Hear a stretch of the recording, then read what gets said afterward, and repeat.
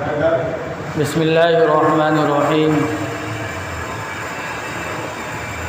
الحمد للہ الحی القیوم الباقی وغیرہ لا یدوم رفع السماء وزینها بالنجوم وامسک الارض بجبال فی التخوم وصور بقدرته هذه الجسوم ثم أماتها ومحى الرسوم ثم ينفخ في الصور فإذا الميت يقوم ففريق إلى دار نعيم وفريق إلى نار السموم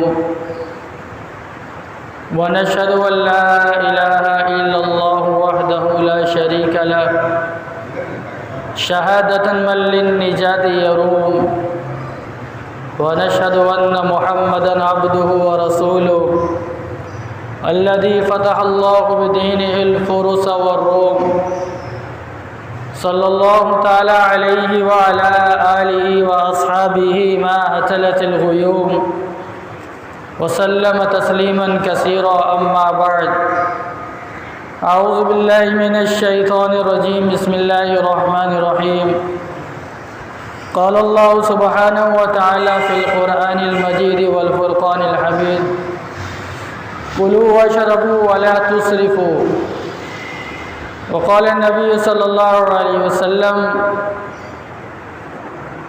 إن الله يحب أن يرى أثر نعم على عبده أو كما قال عليه الصلاة والسلام. میرے محترم بھائی بزرگوں دوستوں اور عزیزوں، اللہ تبارک و تعالیٰ نے اپنے پیارے حبیب صلی اللہ علیہ وسلم کو جو دین دیا اور جو سنتیں دیں، وہ دنیا اور آخرت کی تمام بھلائیاں اس کے اندر ہیں. آج ہم لوگوں نے صرف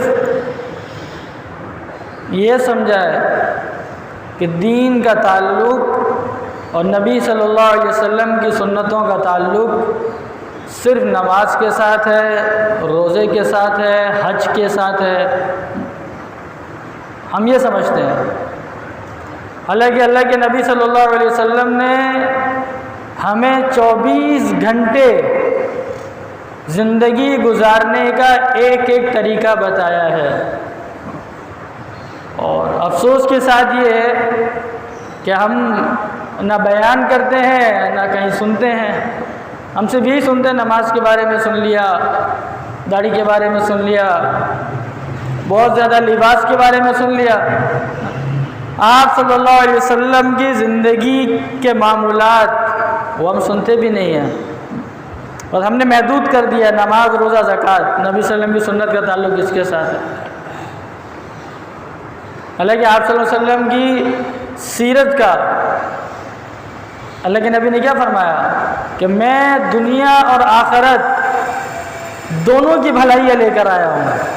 صرف آخرت کی نہیں، فرمایا دنیا اور آخرت دونوں کی خیر اور دونوں کی بھلائیاں لے کر آیا ہوں. کہ جو میرے طریقے پہ چلے گا دنیا کی خیر اور بھلائی بھی ہے اور آخرت کی خیر اور بھلائی بھی اس کے لیے ہے، آخرت اس کے لیے.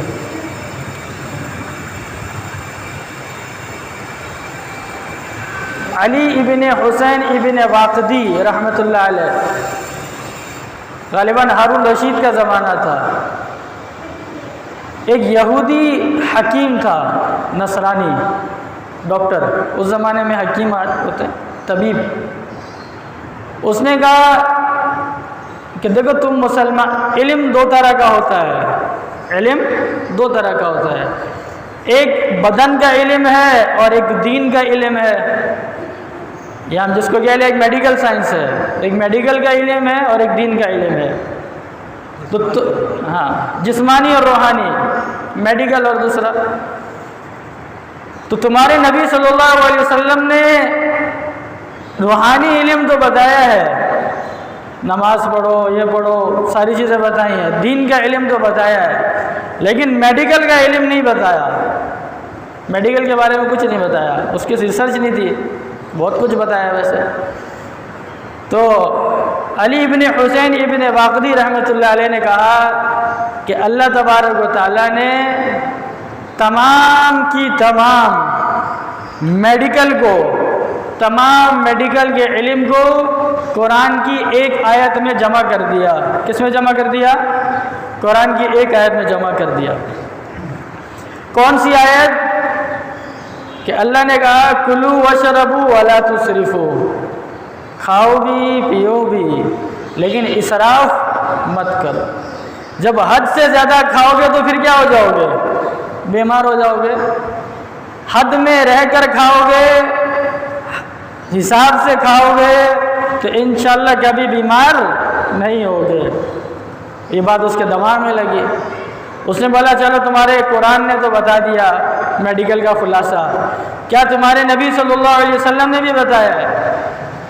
تو علی ابن حسین ابن واقدی رحمۃ اللہ علیہ نے کہا کہ ہمارے نبی صلی اللہ علیہ وسلم نے بھی تمام کی تمام میڈیکل کو، میڈیکل سائنس کو، پورے بدن کے علم کو، طب کو ایک حدیث میں جمع کر دیا اور فرمایا المعدۃ بیت الادواء، کہ انسان کا معدہ تمام بیماریوں کا جڑ ہے، تمام بیماریوں کا گھر ہے.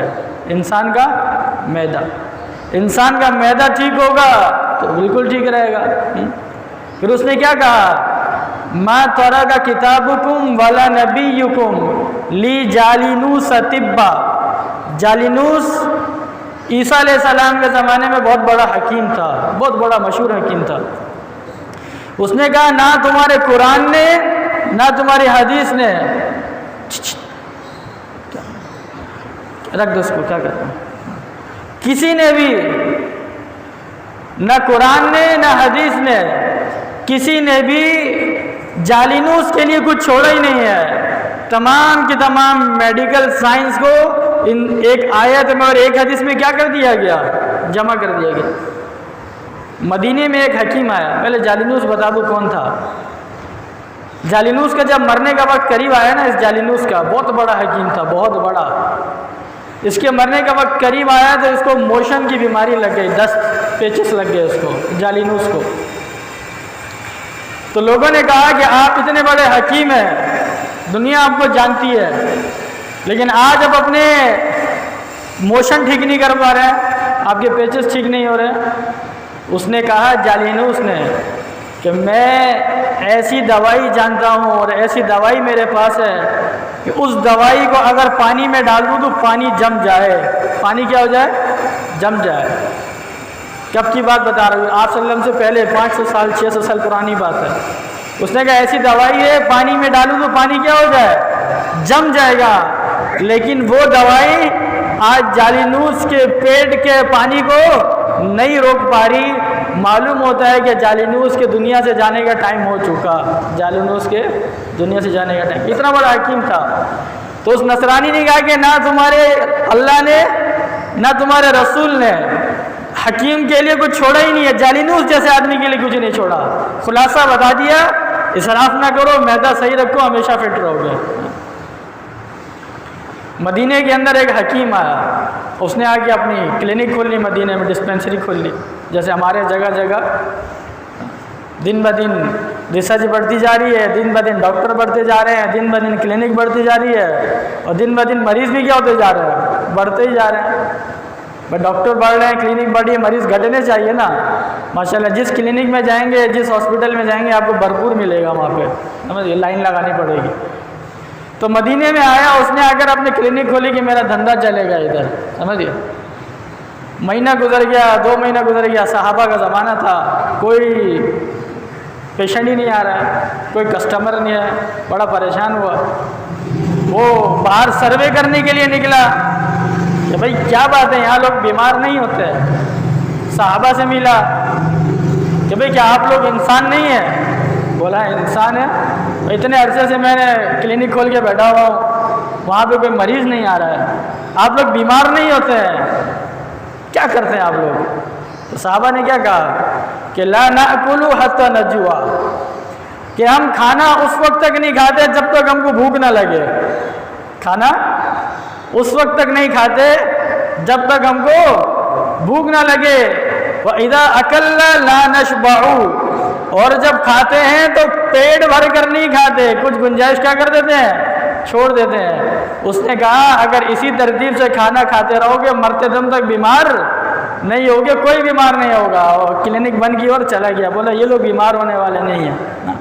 اور ہم لوگ کیا کرتے ہیں، کھانا کھایا ہوا اور پھر کہیں سے مل جائے ہوا مفتے کا مال ہے، کیا کر لو، کھا لو، اگلی دفعہ پتہ نہیں، زندگی موت کا پتہ نہیں ہے، جتنا کھانا ہے ابھی کھا لو۔ ایسا ہے کہ نہیں ہے؟ موت سب کچھ پتہ نہیں ہے، زندگی موت کا، جتنا کھانا ہے کھا لو۔ اور اتنا کھاتے ہیں کہ بس گنجائش نہیں، اوپر سے کولڈ ڈرنک پی رہے ہوتے ہیں۔ کولڈ ڈرنک تو آدمی کے معدے کو تباہ کر دیتی ہے۔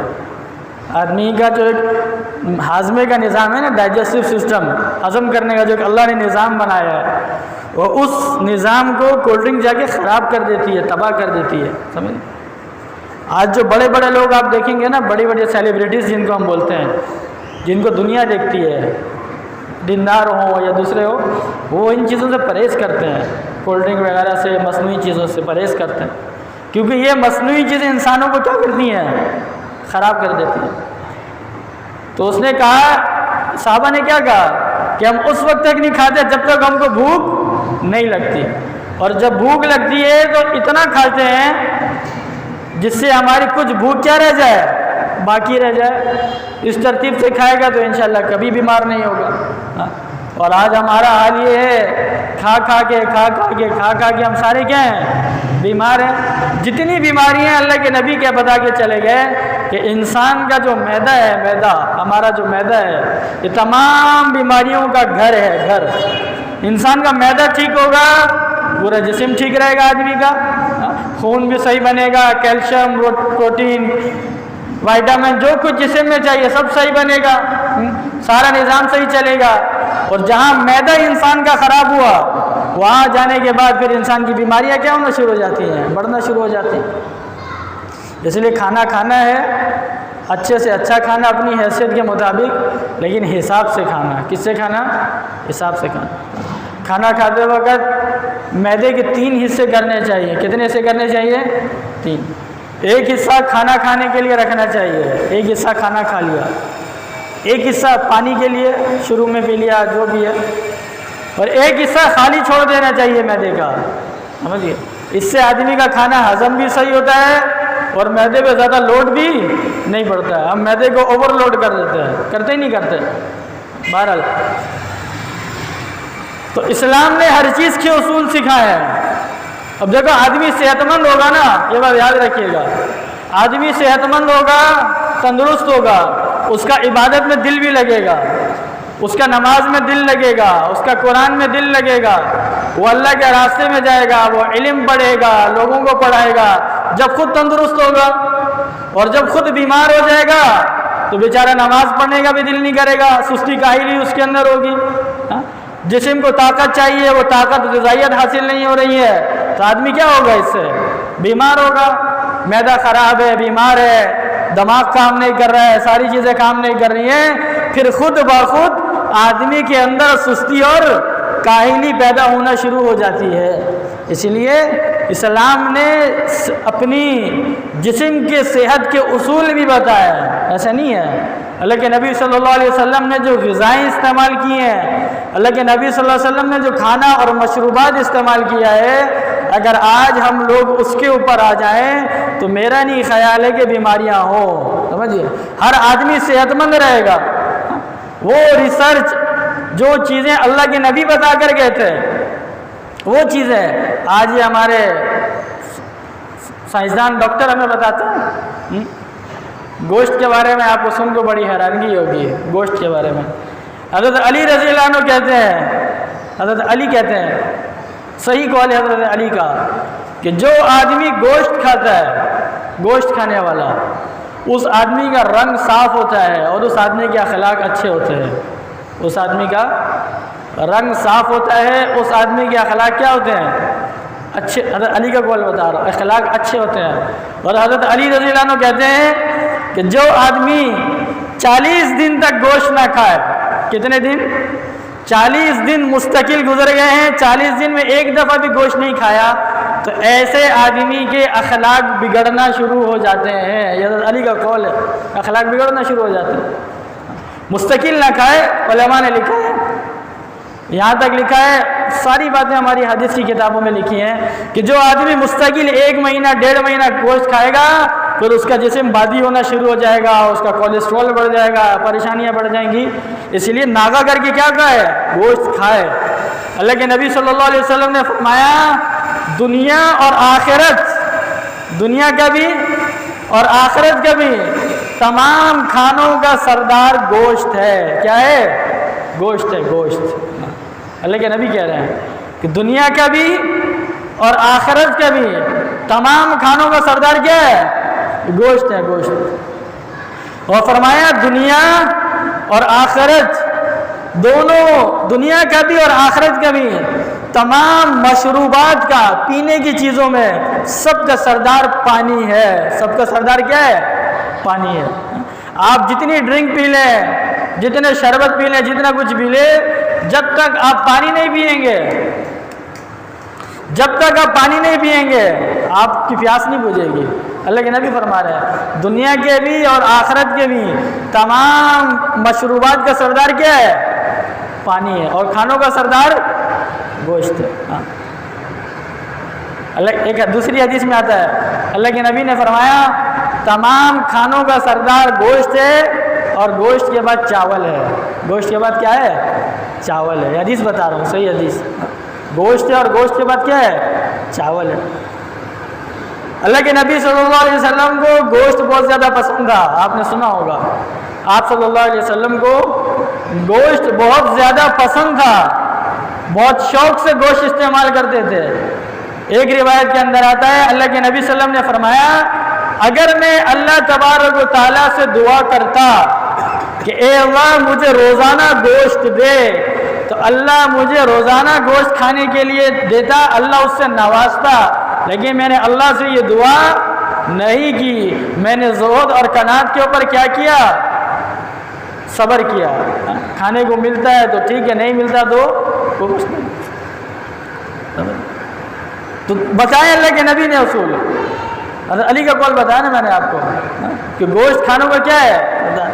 دیکھو انسان جیسی غذا کھاتا ہے نا، غذا، یہ بات یاد رکھیے گا، اس غذا کے اثرات انسان کے اندر آتے ہیں۔ عام سی مثال ہمارے زمانے میں دیکھ لیں، یہ کافر انگریز کیا کھاتے ہیں؟ خنزیر۔ کیا کھاتے ہیں؟ خنزیر کھاتے ہیں نا، سور کھاتے ہیں، خنزیر۔ تمام جانوروں میں سب سے بے حیا جانور یہ خنزیر ہے۔ جانور کی صفات آپ پڑھیں گے، تمام جانوروں میں سب سے زیادہ بے حیا جانور کون ہے؟ یہ خنزیر ہے۔ تو چونکہ وہ اس خنزیر کا گوشت کھاتے ہیں، اس وجہ سے وہ بے حیائی ان کے اندر کیا ہے؟ زیادہ پائی جاتی ہے۔ بے حیائی کیا دیتا ہے؟ زیادہ پائی جاتی ہے۔ اونٹ ہے، اونٹ، اونٹ ایک متکبر جانور ہے، اونٹ کے اندر تکبر ہے، بہت سے اس سے آتا ہے، بڑا پن ہے اونٹ کے اندر، اونٹ چھوٹا نہیں بنتا، بڑا ہوتا ہے، بڑا بن کے رہتا ہے۔ تو عرب کے لوگ زیادہ کیا کھاتے ہیں؟ اونٹ استعمال کرتے ہیں، اس لیے عرب کا مزاج ویسا ہے۔ آپ نے دیکھا ہوگا عرب کا مزاج کیسا ہے۔ اور ہمارے لوگ زیادہ تر کیا کھاتے ہیں؟ یہ پولٹری فارم کی بوائلر مرغیاں کھاتے ہیں۔ ہم کیا کھاتے ہیں؟ کھاتے نہیں کھاتے، ہم زیادہ اس کا استعمال کرتے ہیں۔ تو آپ دیکھ لیں ہمارا مزاج کیسا ہے، مرغی کی تو ہر وقت کیا پڑے رہتے ہیں؟ سست پڑے رہتے ہیں۔ حقیقت بات بتا رہا ہوں، ہمیشہ کیا پڑے رہتے ہیں؟ سست پڑے رہتے ہیں۔ وہ تھوڑا سا چل کے تھک کے ادھر بیٹھ کے، جیسے مرغی پنجرے میں آپ نے دیکھی ہوگی، مرغی کیسی ہوتی ہے؟ وہ بیٹھی رہتی ہے، وہ جو دکاندار ہوتا ہے وہ پانی لے کے ایسے چھڑکاؤ کرتا ہے، تھوڑا سا ایکٹیو کرتا ہے اس کو، وہ پھر تھوڑا آگے جا کے پھر کیا ہو جاتی ہے؟ بیٹھ جاتی ہے۔ ہوتا ہی نہیں ہوتا ایسا۔ تو وہی علاج ہمارا بھی ہے، وہ مرغیاں کھا فارم کی مرغیاں کھا کے، اللہ کے نبی صلی اللہ علیہ وسلم نے بھی مرغی کا گوشت استعمال کیا ہے، ایسی بات نہیں ہے، لیکن وہ دوسری مرغیاں ہوتی تھی، دیسی مرغیاں، اور ہماری مرغیاں ہی ہے۔ دیسی مرغی پکڑو نا پتہ چلتا ہے، ایک دیسی مرغی لا کے آدمی چھوڑ دیں یہاں پہ، پورا محلہ پیچھے لگ جاتا ہے، دیسی مرغی نہیں پکڑی جاتی ہے۔ اور پولٹری فارم کی مرغی لا کے یہاں پہ چھوڑ دو، بوائلر مرغی لا کے، وہ تھوڑا سا دوڑ کے کیا ہو جاتی ہے؟ بیٹھ جاتی ہے۔ تو وہ مرغی کھا کے وہ مرغی والی صفات کیا ہو گئی ہیں؟ ہمارے اندر آ گئی ہیں۔ تو انسان جو غذا کھاتا ہے نا، غذا، اس غذا کا اثر بھی انسان کے اندر آتا ہے۔ یہ افغانستان کے لوگ، یہ تاجکستان اور سرحد کے لوگ زیادہ تر دمبا کھاتے ہیں۔ کس کا استعمال کرتے ہیں؟ دمبا۔ آپ نے دمبا دیکھا ہوگا، آپ وہاں کھڑے ہیں ادھر دور سے مارنے کے لیے آپ کو آئے گا، آئے گا نہیں آئے گا؟ دمبے کو آپ ایسے ہاتھ دکھا دیں دور سے آپ کو مارنے کے لیے آئے گا۔ دمبے کے اندر لڑنے کی صفت ہے، حملہ کرنے کی کیا ہے؟ صفت ہے۔ تو یہ سرحد کے لوگ اور یہ لوگ زیادہ تر کس کا استعمال کرتے ہیں؟ اس کا استعمال کرتے ہیں، اس وجہ سے یہ صفات ان کے اندر کیا ہوتی ہے؟ لڑنے کی صفات ان کے اندر پائی جاتی ہے۔ حقیقت بات بتا رہا ہوں، انسان جیسا گوشت کھاتا ہے، جیسی غذا کھاتا ہے، اس غذا کے اثرات انسان کے اندر آتے ہیں، اس غذا کے اثرات آتے ہیں۔ تو لیکن نبی نے فرمایا گوشت تمام کھانوں کا کیا ہے؟ سردار ہے، دنیا کا بھی اور آخرت کا بھی، تمام غذاؤں کا سردار ہے۔ اور جنت میں بھی جو کھانے کو ملے گا، وَلَحْمِ طَيْرٍ مِّمَّا يَشْتَهُونَ، تازہ پرندوں کا گوشت ملے گا، تازہ پرندوں کا گوشت ملے گا۔ جنت کے اندر یہ بھنڈی، لوکی اور یہ سبزی ٹماٹر کسی کا دل کرے گا تو اللہ دے دے گا، ایسی بات نہیں ہے، لیکن وہاں بھی یہ سب کچھ مینو میں پیش نہیں کیا جائے گا۔ وہاں پہ جو روایت کے اندر آتا ہے، قرآن کے اندر آتا ہے، اڑتا ہوا پرندہ جا رہا ہوگا اور اس کا دل کرے گا آدمی کا کہ اس کا میں کیا کھاؤں؟ گوشت کھاؤں۔ دل کرے گا بھنا ہوا کھاؤں تو وہ بھنا ہوا آ جائے گا، دل کرے گا شوربے والا کھاؤں تو شوربے والا آ جائے گا۔ وہاں پہ سبزی ٹماٹر وغیرہ کھانے کو نہیں ملے گا آدمی کو۔ کسی کا دل کرے گا، چاہے گا تو اللہ اس کو دے دے گا، اللہ کے لیے کوئی مشکل نہیں ہے۔ ایک جگہ پہ مولانا صاحب بیان کر رہے تھے، جنت کی نعمتوں کا بیان کر رہے تھے، انہوں نے بولا یہ ہوگا یہ ہوگا، تو ہمارے پٹھان کھڑا ہوا، بولا جنت میں نسوار ہوگی یا نہیں ہوگی؟ کہ اللہ دل کرے گا حلال جائز چیز اللہ جنت میں نسوار بھی دے دے گا، اللہ کے لیے کوئی مشکل ہے؟ اللہ کے نبی صلی اللہ علیہ وسلم نے فرمایا جنت کے اندر ایک کسان جب جنت میں جائے گا نا، کسان، حالانکہ جنت میں کھیتی باڑی کرنے کی ضرورت نہیں ہوگی، سب کچھ سسٹم چل رہا ہوگا، سورج نہیں نکلے گا، جیسا صبح کا وقت ہوتا ہے نا، فجر کے بعد تھوڑا سا پہلے ہلکی ٹھنڈی روشنی ہوتی ہے اور بڑا سا جنت کی روشنی ہر وقت ایسی ہوگی، ٹھنڈا موسم، طبیعت کو خوش کرنے والا۔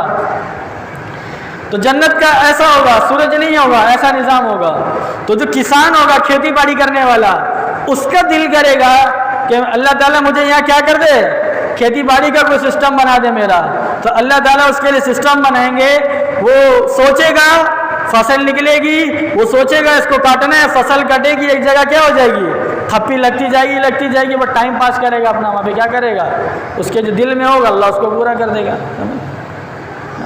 اللہ کے نبی صلی اللہ علیہ وسلم کے دسترخوان پہ ایک دفعہ چکور پیش کیا گیا، چکور ہوتا ہے نا، چکور پیش کیا گیا پکا ہوا، تو اللہ کے نبی صلی اللہ علیہ وسلم نے اللہ سے دعا کی کہ اے اللہ، آپ کی مخلوق میں جو سب سے اچھا اور سب سے افضل ہے اس کو بھیج دے میرے ساتھ کھانے کے لیے، اس کو کیا کر رہے ہیں، بھیج دے۔ تو حضرت علی رضی اللہ تعالیٰ عنہ آئے تو آپ صلی اللہ علیہ وسلم نے حضرت علی کے ساتھ مل کے اس چکور کے گوشت کو کیا کیا، استعمال کیا۔ سمجھ گئے؟ مرغی کے بارے میں آتا ہے کہ اللہ کے نبی صلی اللہ علیہ وسلم نے مرغی کا گوشت استعمال کیا، اور جب کبھی مرغی کھانے کا ارادہ ہوتا تھا، کہیں سے آ گئی یا کچھ ہو گیا، تو اس مرغی کو کچھ دن باندھ کے رکھتے تھے اپنے پاس، اپنی غذا کھلاتے تھے۔ کیوں کھلاتے تھے؟ چونکہ مرغی کی عادت ہے جگہ جگہ سے انچھن کچرا مچرا سب کھانے کی، اس کی عادت ہے، تاکہ وہ کھا کے اس کی جو اندر جو دوسری چیزیں ہیں وہ تبدیل ہو کر صاف چیز اس کے اندر جسم میں کیا ہو جائے، شامل ہو جائے۔ اور ہماری جو مرغیاں آتی ہیں یہ والی، ان کو جو فیڈ کھلاتے ہیں، ان فیڈ کی آپ ریسرچ کریں، فیڈ بنتی کن چیزوں سے، سمجھیے، وہی چیزیں آج ہم کھاتے ہیں تو وہی ہمارے مزاج میں بھی ہے۔ تو اچھی غذا کھانا، کیا کرنا، اچھی غذا کھانا۔ سلمہ رضی اللہ تعالیٰ عنہ، ازواج مطہرات میں سے سلمہ رضی اللہ تعالیٰ عنہ، حضرت حسین ہے، عبداللہ ابن عباس آئے اور آ کر کہا کہ ہمیں وہ کھانا کھلائیں جو کھانا اللہ کے نبی صلی اللہ علیہ وسلم کو سب سے زیادہ محبوب تھا، ہمیں وہ کھانا کھلائیں جو کھانا اللہ کے نبی صلی اللہ علیہ وسلم کو سب سے زیادہ محبوب تھا۔ تو حضرت سلمہ رضی اللہ تعالی عنہ نے جو چھانا، جو کو اس کی روٹی بنائی، روٹی بنانے کے بعد اس روٹی کو ایک ہنڈیا میں پتیلے میں ڈالا، زیتون کا تیل ڈالا، کالی مرچ ڈالی اور زیرہ ڈالا۔ کیا ڈالی؟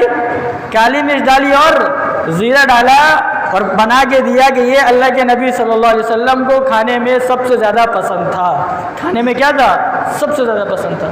جیسے علماء نے لکھا ہے کہ اللہ کے نبی صلی اللہ علیہ وسلم نے کالی مرچ اور زیرے کا کیا کیا ہے؟ استعمال کیا ہے۔ دیکھو یہ ساری چیزیں جو اللہ کے نبی نے استعمال کی ہیں وہ انسان کی صحت کے لیے سب سے اعلیٰ، سب سے بہترین ہے۔ جو ہے، ایک ہوتا ہے آٹا ہم چھنا ہوا کھاتے ہیں بالکل میدا نکال کے، ایک آٹا ہوتا ہے پیسا ہوا بغیر چوکر کے نکلے ہوئے، وہ آدمی کے ہاضمے کے لیے اتنا مفید ہے، آپ استعمال کر کے دیکھیں آپ کے معدے کی تقریباً بیماریاں اس سے ختم ہو جائیں گی۔ جو ہاضمے کی شکایت ہے، بدہضمی ہو رہی ہے، کھٹی ڈکار، آپ یہ موٹا آٹا کھا کے دیکھیں۔ اللہ کے نبی صلی اللہ علیہ وسلم صحابہ اسی کو استعمال کرتے تھے۔ طب کی حکمت کی باتیں، میڈیکل کی باتیں اللہ کے نبی بتا کر کے، اللہ کے نبی صلی اللہ علیہ وسلم نے، صحابہ نے، کسی نے بھی لال مرچ کا استعمال نہیں کیا۔ لال مرچ ہے نا جو ہم کھانوں میں ٹھوس کے ڈالتے ہیں، لال مرچ، پیسی ہوئی لال مرچ، اس کا استعمال نہیں کیا، اور عرب بھی اس کا استعمال نہیں کرتے ہیں۔ آپ عرب میں دیکھیں گے عرب بھی کالی مرچ کو زیادہ استعمال کرتے ہیں۔ اللہ کے نبی نے بھی مرچ میں کس کو استعمال کیا؟ کالی مرچ اور زیرہ۔ یہ کالی مرچ، یہ زیرہ دونوں صحت کے لیے مفید ہے۔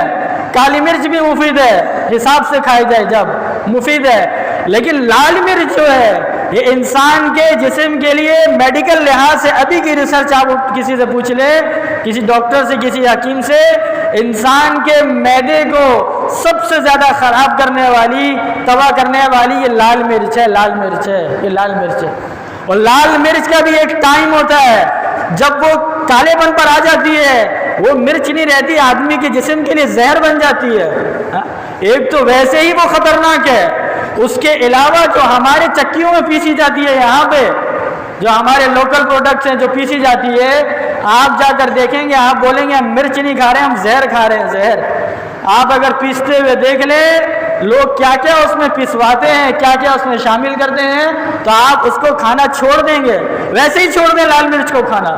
ہری مرچ کا استعمال کریں، کالی مرچ کا استعمال کریں، وائٹ پیپر ہے اس کا استعمال کریں، دکنی مرچ جس کو بولتے ہیں، ہمیں پتہ ہی نہیں اس کے بارے میں۔ تو اللہ کے نبی نے کالی مرچ استعمال کی ہے، اور کیا استعمال کیا ہے؟ زیرہ استعمال کیا ہے۔ لال مرچ کو اللہ کے نبی صلی اللہ علیہ وسلم نے کبھی استعمال نہیں کیا۔ وہ جسم کے لیے نقصان دہ ہے، فائدہ مند نہیں ہے۔ اللہ کے نبی نے فرمایا نمک ہر سالن کا سردار ہے۔ سالن کا کیا ہے؟ سردار ہے۔ اگر کھانے کے اندر نمک نہ ہو تو کوئی ذائقہ آتا ہے؟ کوئی ذائقہ نہیں آتا۔ ایک حدیث میں ہے، حضرت علی سے روایت ہے، حضرت علی فرماتے ہیں کہ اللہ کے نبی نے مجھے فرمایا کہ اے علی، اپنے کھانے کی ابتدا نمک سے اور کھانے کا اختتام بھی نمک سے کیا کرو، یہ 70 بڑی بڑی بیماریوں کی شفا ہے۔ 70 بڑی بڑی بیماریاں جو مہلک بیماریاں ہیں معدے کی، ان بیماریوں کی کیا ہے؟ یہ شفا ہے۔ یہ کون بتا کر گیا؟ اللہ کے نبی بتا کر گئے کہ کھانے کے شروع میں نمک استعمال کرنا اور کھانے کے بعد تھوڑا سا نمک استعمال کرنا۔ دیکھو اللہ کے نبی صلی اللہ علیہ وسلم سے کھانے کے بعد بتا رہا ہوں، کھانے کے بعد نمکین چیز نمک استعمال کرنا بھی ثابت ہے، اور اللہ کے نبی صلی اللہ علیہ وسلم سے کھانے کے آخر میں میٹھا استعمال کرنا بھی ثابت ہے۔ یہ دونوں چیزیں ثابت ہیں۔ ہم اکثر کہہ دیتے ہیں کھانے کے بعد میٹھا کیا ہے؟ سنت ہے۔ میٹھا بھی سنت ہے، اور کھانے کے بعد نمکین چیز استعمال کرنا یہ بھی کیا ہے؟ سنت ہے۔ دونوں استعمال کرنا چاہیے، کبھی اس کو استعمال کر لیا، کبھی اس کو استعمال کر لیا۔ بخاری کی روایت ہے، آپ بولیں گے مولانا صاحب اپنے حساب سے بات کر رہے ہیں، بھائی علماء نبیوں کے کیا ہیں؟ وارث ہے۔ العلماء ورثۃ الانبیاء، علماء کو اللہ نے نبیوں کو کیا بنایا ہے؟ وارث بنایا ہے۔ تو جو فطرت اللہ نے انبیاء علیہ السلام کے اندر رکھی ہوتی ہے، وہ جیسے علم علماء کے اندر آتا ہے کچھ، اسی طریقے سے انبیاء کی فطرت کی کچھ چیزیں بھی کس میں آتی ہیں، جو انبیاء کے جتنے قریب ہوتا ہے وہ چیزیں اس کے اندر آتی ہیں۔ لوگ بولتے ہیں علماء کو اور ان لوگوں کو گوشت بہت پسند ہے، میں نے بتایا نا اللہ کے نبی نے کیا فرمایا، گوشت تمام کھانوں کا کیا ہے، سردار ہے، جنت میں بھی کیا ملے گا، گوشت کھانے کو ملے گا۔ اللہ کے نبی صلی اللہ علیہ وسلم کو دستی کا گوشت سب سے زیادہ پسند تھا۔ کس کا گوشت پسند تھا؟ دستی کس کو بولتے ہیں؟ بکرے کی اگلی دوران ہے، اس کا گوشت کیا تھا؟ سب سے زیادہ پسند تھا اللہ کے نبی صلی اللہ علیہ وسلم کو۔ ایک دفعہ صحابہ کہتے ہیں ہم نے اللہ کے نبی صلی اللہ علیہ وسلم کے لیے گوشت تیار کیا، یہی بکرے کا۔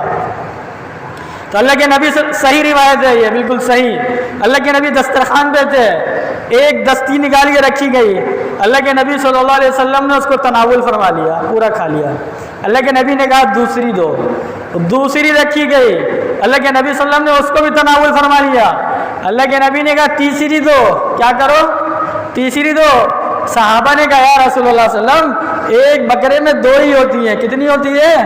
دو ہی ہوتی ہے۔ اللہ کے نبی نے کہا اگر تم سوال نہ کرتے اور ہاتھ ڈال کر نکالتے، جب تک میں مانگتا رہتا اللہ اس میں سے نکالتا رہتا، جب تک میں مانگتا رہتا اللہ اس میں سے کیا کرتا رہتا، نکالتا رہتا۔ اللہ کے نبی کو دستی کے گوشت پسند تھا۔ اس پہ ایک بڑی زبردست بات لکھی ہے کہ دیکھو اللہ کے نبی کے ارشاد میں ہمیں عمل کرنا چاہیے، چاہے عقل میں آئے یا نہ آئے۔ اللہ کے نبی نے کیا کہا، جب تک میں مانگتا رہتا تم سوال نہ کرتے، دیتے رہتے، اللہ وہاں سے کیا کرتا رہتا، نکالتا رہتا۔ اس لیے آپ صلی اللہ علیہ وسلم کی جتنے ارشادات ہیں، جتنے فرامین ہیں، اس میں عقل میں سمجھ میں آئے یا نہ آئے سمجھ میں، بس اللہ کے نبی کا ارشاد ہے، ہمیں اس پر عمل کرنا ہے، اس پر جو اللہ کی مدد کا، برکت کا، نصرت کا وعدہ ہے وہ اللہ کیا کرے گا، دے گا۔ ابو ہریرہ رضی اللہ عنہ فرماتے ہیں کہ ایک مرتبہ اللہ کے نبی صلی اللہ علیہ وسلم کہا کہ اے ابو ہریرہ کھانے کا کچھ ہے؟ میں نے کہا ایک تھیلا نکالا، چھوٹا سا تھیلا، اس میں کھجوریں ہیں، 10 یا 12 کھجوریں تھیں۔ کتنی کھجوریں تھیں؟ 10 کے قریب 10 یا 12، بہت زیادہ 15۔ اللہ کے نبی نے کہا مجھے دو۔ اللہ کے نبی صلی اللہ علیہ وسلم نے کھجوریں نکال کے رکھی، برکت کی دعا کی اور کہا کہ 10 لوگوں کو بلاتے رہو کھانا کھانے کے لیے۔ 10 کر کے صحابہ آتے رہے، کھجوریں کھاتے رہے، 10-12 کھجوریں تھیں، 10 کر کے آتے رہے، ابو ہریرہ نکال کے رکھتے رہے، کھاتے رہے، وہ ختم نہیں ہوئی۔ اللہ کے نبی نے کہا جو کھجوریں رہ گئی تھیں آخر میں، اللہ کے نبی صلی اللہ علیہ وسلم نے اسی تھیلے میں، جو ابو ہریرہ رضی اللہ عنہ کا تھیلا تھا، اسی تھیلے کے اندر وہ کھجوریں واپس ڈالی اور کہا کہ اے ابو ہریرہ اس سے کھجوریں کھاتے رہنا، لیکن تھیلے کو کبھی الٹا کر کے خالی مت کرنا، تھیلے کو کبھی الٹا کر کے خالی مت کرنا، بس کھاتے رہنا۔ ابو ہریرہ رضی اللہ عنہ کہتے ہیں اللہ کے نبی صلی اللہ علیہ وسلم کا زمانہ، اس کے بعد ابو بکر صدیق کا زمانہ، اس کے بعد حضرت عمر کا زمانہ، اس کے بعد حضرت عثمان غنی رضی اللہ عنہ کا زمانہ، 2.5 سال ابو بکر، 10 سال حضرت عمر، 12 سال عثمان غنی، 24 سال ہو گئے تقریباً، اور آپ صلی اللہ علیہ وسلم کا کچھ زمانہ گیا ہوگا 10 سال 12 سال جو بھی تھے وہ زمانہ۔ کہہ رہے اس عثمان غنی کے زمانے تک میں کھجوریں کھاتا رہا، کھلاتا رہا، لیکن اس تھیلے میں سے کھجوریں ختم نہیں ہوئی تھی۔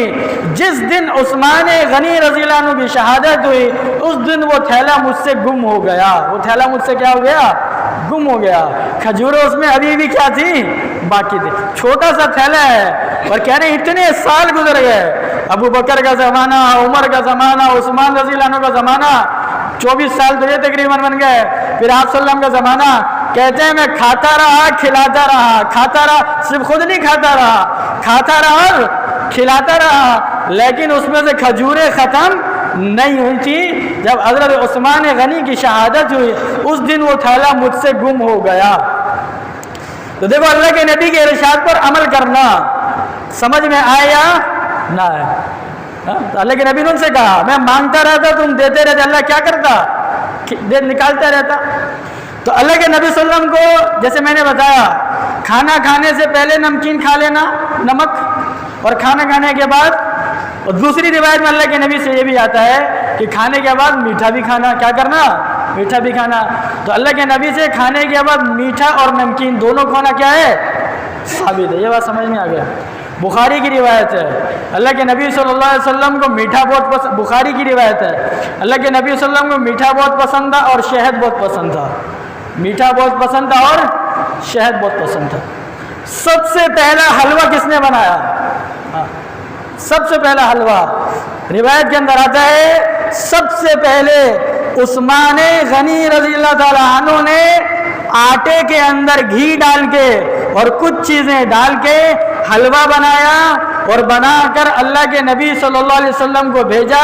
اللہ کے نبی صلی اللہ علیہ وسلم نے اس کو استعمال کیا اور اس کو پسند فرمایا۔ سب سے پہلا حلوہ۔ مولانا لوگ حلوہ کھاتے ہیں، بھائی یہاں سے وراثت ملی، کہاں سے ملی ہے؟ یہاں سے، انبیاء نبی صلی اللہ علیہ وسلم سے اور صحابہ سے کیا ہوئی ہے؟ وراثت ملی۔ اس لیے کچھ ہم بولتے ہیں تو تھوڑا سا دیکھو، اللہ کے نبی نے ہر چیز کا کیا بتایا ہے؟ دین بتایا ہے، کھانے سے پہلے، کھانے کے بعد۔ ہندوستان کا مہاراجا، اس نے اللہ کے نبی صلی اللہ جب اچھا آپ صلی اللہ علیہ وسلم کے زمانے میں شروع سے 3 قومیں بڑی قدیم قومیں ہیں، ایک ہندوستان، ایک مصر اور ایک چین۔ ہندوستان، مصر اور ایک چین، یہ 3 سب سے قدیم قومیں ہیں، ان کی تاریخ بہت پرانی ہے۔ ہندوستان کی، مصر کی اور چین کی، ان 3 قوموں کی تاریخ پرانی ہے۔ آپ صلی اللہ علیہ وسلم کے زمانے میں بھی ہندوستان کی چیزیں وہاں جایا کرتی تھی، جیسے میں نے بتایا کالی مرچ، زیرہ، یہ ساری پیداوار کہاں کی ہے؟ ہندوستان کی ہے۔ تو جب تجارتی قافلے آتے جاتے رہتے تھے، تو جب پتہ چلا یہاں کے ہندوستان والوں کو کہ عرب کے اندر ایک اللہ کے نبی آئے ہیں، تو یہاں کا جو مہاراجا تھا، بادشاہ تھا، اس نے اللہ کے نبی صلی اللہ علیہ وسلم کے لیے زنجبیل، گیلی ادرک جو ہمارے یہاں ہوتی ہے، ادرک کو بھیجا، اور ایک روایت کے اندر آتا ہے سونٹ، سوکھی ہوئی ادرک، یہ دونوں بھیجی۔ جب یہ اللہ کے نبی صلی اللہ علیہ وسلم کی خدمت میں پیش کی گئی تو اللہ کے نبی صلی اللہ علیہ وسلم نے اس کو پسند فرمایا، خود بھی استعمال کیا اور توڑ کے صحابہ کو بھی دیا۔ خود بھی استعمال کیا اور توڑ کے کیا کیا؟ صحابہ کو دیا۔ صحابہ نے بھی اس کو کیا کیا؟ استعمال کیا۔ ادرک بھی انسان کی صحت کے لیے کیا ہے؟ فائدہ مند ہے کہ نہیں ہے؟ آپ صلی اللہ علیہ وسلم نے جتنی چیزیں استعمال کی ہیں وہ ساری چیزیں انسان کی صحت کے لیے کیا ہے؟ فائدہ مند ہے۔ اللہ کے نبی صلی اللہ علیہ وسلم نے کھولتا ہوا کھانا، بالکل گرما گرم کھانا، کھولتا ہوا کھانا، جس کھانے سے بھاپ نکل رہی ہو، ایسا کھانا کھانے سے اللہ کے نبی صلی اللہ علیہ وسلم نے منع فرمایا ہے۔ جیسے ہم کھا رہے ہوتے ہیں، آپ اب کر کے کیا کرتے ہیں؟ سامنے والا نہ کھا لے، بس جلدی جلدی کیا کر لو؟ کھا لو۔ بالکل کھولتا ہوا کھانا، جس کھانے سے بھاپ نکل رہی ہو، ایسا کھانا کھانے سے اللہ کے نبی صلی اللہ علیہ وسلم نے منع فرمایا ہے۔ اور ایک روایت کے اندر آتا ہے کہ آپ صلی اللہ علیہ وسلم کے سامنے گوشت پیش، سرید یا بھنا ہوا گوشت بالکل کھولتا ہوا پیش کیا گیا، آپ صلی اللہ علیہ وسلم کے سامنے رکھا گیا، تو آپ صلی اللہ علیہ وسلم نے اپنا دست مبارک آگے بڑھایا اس کو کھانے کے لیے، ویسے ہی اپنا ہاتھ پیچھے بالکل کھولتا ہوا تھا، اس جیسے چولہے سے اتارا اور بھاپ نکل رہی ہے۔ تو اللہ کے نبی نے فرمایا اللہ کا شکر ہے جس نے ہمیں جہنم کی آگ کھانے سے بچا لیا، جہنم کی آگ کھانے سے بچا لیا۔ اللہ کے نبی صلی اللہ علیہ وسلم نے فرمایا کھانے کو تھوڑا ٹھنڈا کر کے کھایا کرو۔ ٹھنڈا کرنے سے کیا مراد ہے؟ بالکل ٹھنڈا کرنا مراد نہیں ہے، ٹھنڈا کرنے سے یہ مراد ہے اس کی جو بھاپ ہوتی ہے نا، بھاپ، پہلی جو بھاپ خطرناک ہوتی ہے، وہ بھاپ نکل جائے۔ فرمایا ٹھنڈا کر کے کھانا کھایا کرو، اس کھانے میں برکت بھی ہوتی ہے اور لذت بھی ہوتی ہے، اس کھانے میں برکت بھی ہوتی ہے اور لذت بھی ہوتی ہے۔ ہم بالکل کھولتا ہوا کھانا کھا رہے ہوتے ہیں، جلدی جلدی میں منہ بھی جل رہا ہے، ہاتھ بھی جل رہا ہے، نہ کھانے کی لذت کا پتہ چلتا ہے نہ کچھ پتہ چلتا ہے، ویسی ٹینشن ہوتی ہے الگ، سمجھیے؟ تو یہ سارے اصول، یہ ساری چیزیں کون بتا کر گیا ہے؟ اللہ کے نبی بتا کے گیا۔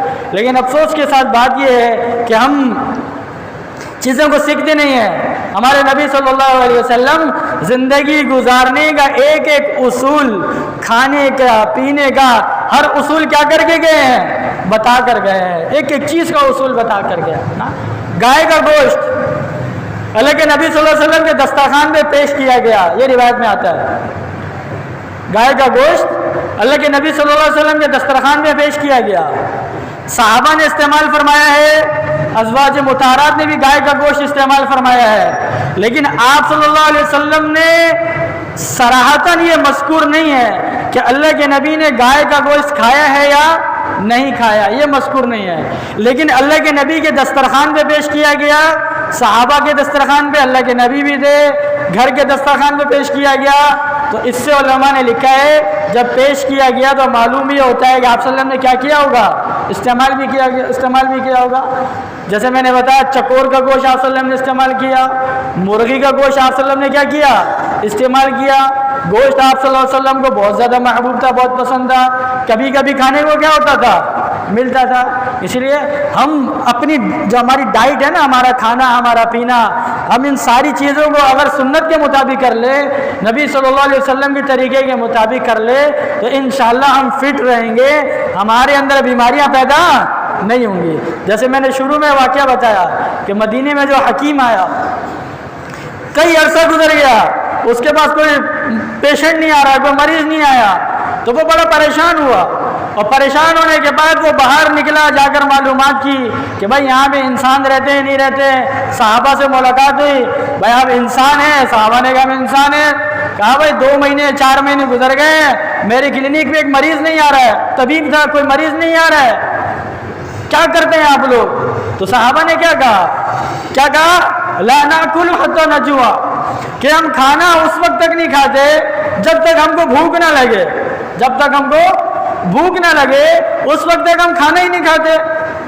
یہ اصول بنا لے کہ جب بھوک لگے تو اس وقت کھانا کھانا، جب بھوک لگے اس وقت، جب بھوک نہیں ہے مفتے کا مال ہے کیا کر لو، کھا لو، کبھی کبھی ملتا ہے۔ یہ چیز انسان کے معدے کو کیا کرتی ہیں، خراب کرتی ہے۔ کیا کہا صحابہ نے؟ لا ناکل حتی نجوع، ہم اس وقت تک کھانا نہیں کھاتے جب تک ہم کو بھوک نہیں لگتی۔ اور دوسرا وَإِذَا أَكَلْنَا لَا نَشْبَعُ، اور جب ہم کھانا کھاتے ہیں تو بالکل پیٹ بھر کے یہاں تک نہیں کھاتے، بلکہ کچھ جگہ کیا کر دیتے ہیں، چھوڑ دیتے ہیں، کچھ گنجائش، تاکہ کھانا ہل ڈل کر سکے، معدے پہ بوجھ نہ پڑے، سمجھ گئے؟ تو اس حکیم نے کیا کہا، اگر اسی ترتیب سے کھانا کھاتے رہو گے تو کوئی بیماری نہیں ہوگا، کوئی بیماری نہیں آئے گی، وہ چلا گیا وہاں سے۔ تو اپنی زندگی کا اصول بنا لیں۔ اگر سے دیکھو بہت زیادہ کھانا کھانے سے آدمی صحت مند نہیں ہوتا ہے، یہ بات یاد رکھیے گا۔ بہت زیادہ کھانا کھانے سے، بہت پیٹ بھر کے کھانے سے آدمی طاقتور اور مضبوط نہیں ہوتا ہے۔ تھوڑا کھائے، اچھا کھائے، وقت پر کھائے، حساب سے کھائے، اچھی چیز کھائے، جو غذائیت والی چیزیں ہوں، یہ تیل والی چیزیں، باہر کی آرٹیفیشل چیزیں جتنی ہیں، ہمارے آرٹیفیشل چیزیں جتنی بھی ہیں، بس بات ختم کرا۔ وہاں ترجمے صاحب بیان میں کہہ رہے تھے، وہ کسی ملک کا بتا رہے تھے، کہنے لگے میں اس ملک میں گیا تو وہاں پہ کوئی شوگر کا بلڈ پریشر کا مریض نہیں ہے اس ملک کے اندر۔ یہ اجتماع میں بیان کر رہے تھے، کوئی شوگر کا بلڈ پریشر کا مریض نہیں ہے پورے ملک کے اندر۔ کہہ رہے میں نے تحقیقات کی، پتہ یہ چلا کہ اس ملک میں بیکری نہیں ہے، اس ملک میں بیکری نہیں ہے۔ یہ جو ہمارے بیکری کے آئٹم ہے نا، یہ ہمیں کیا کرتے ہیں، زیادہ مزے کے ہوتے ہیں، ہم سب شوق سے کھاتے ہیں۔ بہرحال اپنی غذا کے اوپر کیا کریں، کنٹرول کریں، اپنی ڈائٹ کو اچھا کریں، جہاں آپ صلی اللہ علیہ وسلم کے صحابہ نے بتایا وہ چیزیں کھائیں گے تو انشاءاللہ صحت کیا رہے گی، ہماری اچھی رہے گی، صحت اچھی رہے گی، دماغ اچھا رہے گا، عبادت کرنے میں، کام کرنے میں، ہر چیز میں مزہ آئے گا، دل لگے گا۔ انشاءاللہ اگلے جمعے کو مزید بیان کریں گے آپ صلی اللہ علیہ وسلم نے کیا کیا چیزیں استعمال کی ہیں کھانے میں، پینے میں۔ کوشش کریں کہ ساتھی جلدی آ جائیں۔ اللہ تعالیٰ مجھے، آپ کو، ہم سبوں کو عمل کرنے کی توفیق نصیب فرمائے۔